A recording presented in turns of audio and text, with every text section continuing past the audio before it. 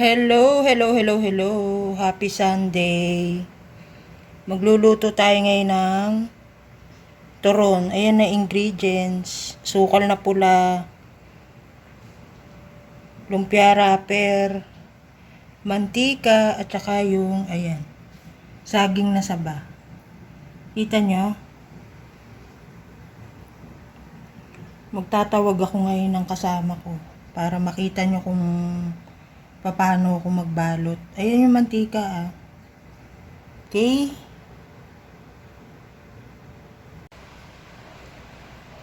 O, ayan guys, so, nabalot ko na yung turon. Ayan siya, oh. Kita nyo? Ngayon, tuturo ko sa inyo kung papaano nga ako magbalot. Pero, pakikita ko lang sa inyo yung technique ko, ha? Ito yung sa paggamit ng asukal na pula. So, eto. Ayan, oh. Nakita nyo? Yan yung saging. Okay? Nakabaliktad. Yung laman sa loob ng saging, yun ang iaano nyo. Ngayon, lalagyan nyo ng ayan, brown sugar. Yan. Papahid yung ganun. Ganyan lang ako maglagay ng asukal. Isang side lang. Tapos, yun na, babalutin nyo na. Bakit sa isang side lang ako naglalagay ng asukal? Kasi, pag pinrito mo yan, matutunaw na yan lahat, makocover na lahat yung asukal. Yung saging, makocover pag natunaw yung asukal na pula, makocover na lahat yung saging. So, isang side lang talaga ako maglagay. So, babalutin yung ganyan yan, oh. Ganon, oh. Yan, oh. Ganon. Babalutin nyo. Yun lang. Yun lang ang tip ko sa inyo. Kasi pag dalawang side ang nilagyan mo ng asukal, mas ma-over siya, over sa asukal. Kasi ang asukal, pag tumagal sa mantika yan, pumapait. Pumapait ang lasa niyan. Tsaka nasusunog din yan. Okay guys, yan lang oh. Hindi ko kasi sa inyo mapakita kung paano ko balutin dahil nag-iisa lang talaga ako dito. Kararating ko lang galing ng labas. Ayan yung asukal na pula. Pag naglagay ako, uulitin ko, isang side lang. Yan lang, ganyan lang ako kasimple magturon. Tsaka meron din akong technique kung paano magprito, paano maging crispy pa rin siya kahit matagal na siyang naluto. Hindi siya lumalambot. Okay guys, mag-start na ako magluto.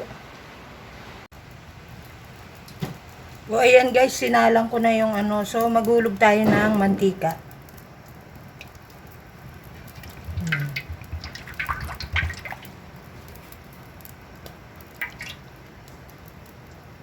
Okay.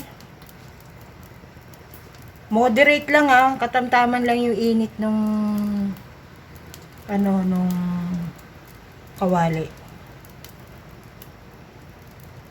So pag nagprito kayo, palayo yung piniprito nyo. Ganito oh.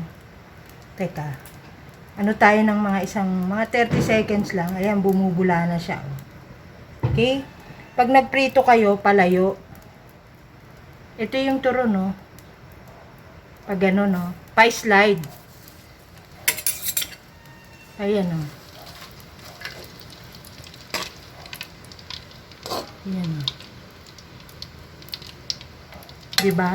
Teka, ulitin ko, hindi nyo nakita eh. Pa-slide siya. Yun. Isa pa. Pa-slide. Palayo sa'yo yung piniprito nyo. Palayo.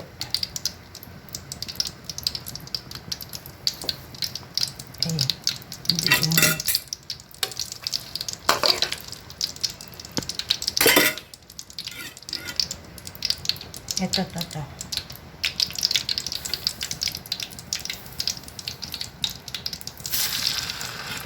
Yun, palayo siya. Okay, yan oh. Pag nagprito kayo, wag masyadong marami. Apat-apat lang, depende sa laki ng kawali nyo. O katulad yan, medyo maliit yung nagamit ko kasi marumi yung isa, yung malaki. Dagdagan nyo pa ng isa, pwede pa yung isa, oh.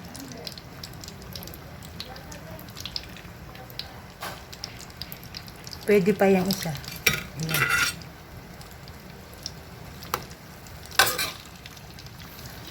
Ayan.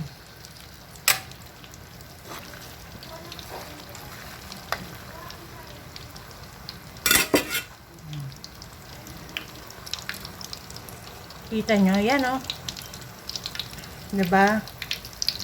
5 piraso lang na turon ang ilalagay nyo. Huwag masyadong marami. Kasi, hindi rin siya maluluto kagad. Tsaka yung apoy, dahan-dahan lang guys. So, babalik ako pag nabaliktad ko na. Ayan, ayan guys oh. Diba? Hindi sabog-sabog yung asukal.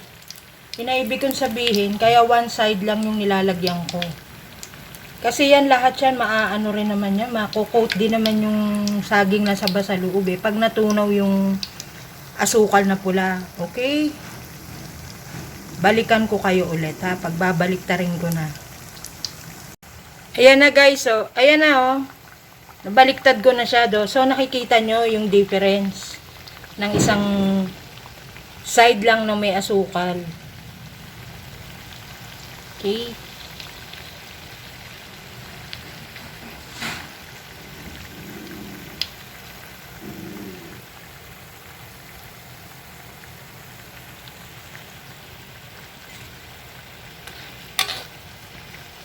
Kasi matutunaw din yung asukal niya, no. Ayan, no. 'Di ba yung isang side lang yung nilagyan ko, pero actually may tunaw na yun kumalat na dun sa kabilang side yung asukal. 'Di ba? Basta mahina lang, moderate lang palagi yung heat ng apoy. Yung apoy laging medium lang, wag masyadong malakas. Kasi masusunog yung asukal. Ayan oh. 'Di ba? O 'di ba? Linggo ngayon ano? Shoutout nga pala kay Ma'am Lintek, shoutout. Ito oh, kumain ka oh. Shoutout sa lahat. So ayan oh. Kita nyo? Pakita ko sa inyo yung kabilang side Oh, 'di ba? Ayan oh. Ayan oh. 'Di ba kumalat na yung brown sugar. Natunaw na siya sa kabilang side oh. Ayan, ito pa. Ibabalik-tarin ko. Oh, 'di ba? Pumula na siya. Oh, ito tong isa. Nasa gitna. Oh. Ito pala yan. Oh, ayan oh. Kita nyo? Ayan oh. Pula siya, 'di ba? So, yun na ibig ko sabihin. So, luto na yan. Luto na yan. Tsaka, hindi siya sabog-sabog. Tingnan mo. May lumalabas ng mga asu-asukal na paunti-unti, pero hindi ganun masyadong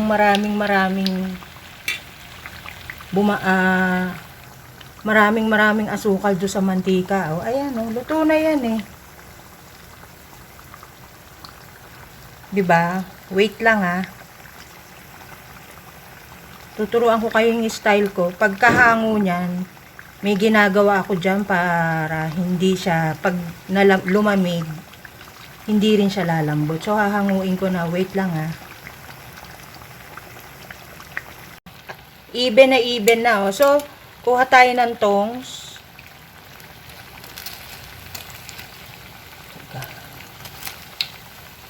Yan. Patayo palagi. Tapos, yan. Patayo.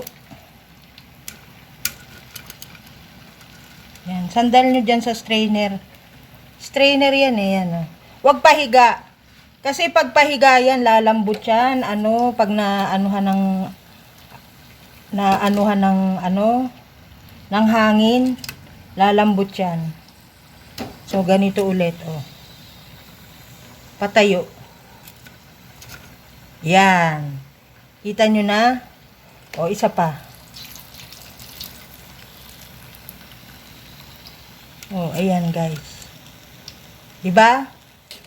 So, kahit na matagal na siya sa strainer, huwag nyo tatanggalin sa strainer, ha. Hindi siya lalambot.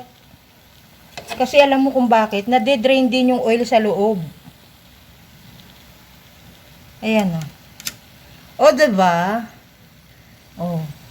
So, maghuhulog na naman tayo ulit ng panibagong batch. Wait lang, ha. O, ayan. Ayan guys ha, panibagong batch. So, palayo yung ayan o. Yan, pa-slide. 1. So, isa na. 2. Palayo sa inyo yung turon. Para hindi kayo mamantikaan, matalamsikan. Yan o. I-slide nyo lang palayo sa inyo. Diba? So, itulak ng ganun yan. Ha? So, may space pa para sa dalawa. O, yan. Diba? Pa-slide. Yan na, o. O, diba?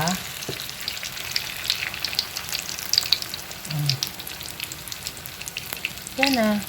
Okay, guys. Thank you sa inyo. Happy Sunday. Itong aking premiere. I-edit ko na to. Okay. Bye.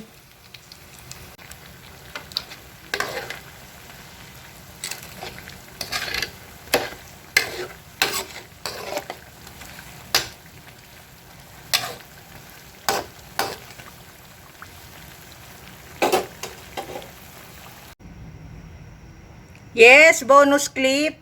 Tuturo ko sa inyo kung paano ko mag-banana Q. Sample. So, yung sa pinaglutuan nyo ng turon, i-slide nyo lang yung saging. Ayan na, nahulog na ang saging. Ito yung saging, oh. Saan ba?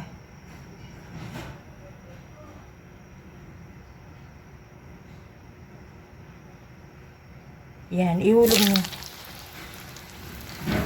Yan. Okay.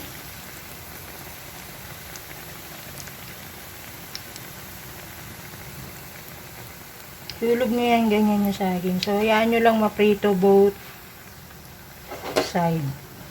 Actually, ano na yan eh. Kumakain nga ako ng sabay. Yung as in, hindi namang hilaw, yung hinog ng nakakain. Yan o, diba? Nakikita nyo? Yung galing sa turon na pinagprituhan ko, na lumabas na asukal na pula, kumakapit na siya, oh. Diba? Okay, guys. So, pag kulang ang asukal, sprinkle nyo lang. Yan. Mahina rin ang apoy. Konting-konti na lang ang idadagdag yung asukal. Kasi doon sa pinagprituhan nyo, may asukal na doon. Hahalu-haluin nyo lang. Di ba nakikita nyo yung mga nagtitinda? Walang tigil sa kahahalo. Oh. Ganun din ang ginagawa ko. Oh. Bonus clip lang to guys. So, ayan, against the light na naman ako. Bye! See you sa next cooking vlog ko.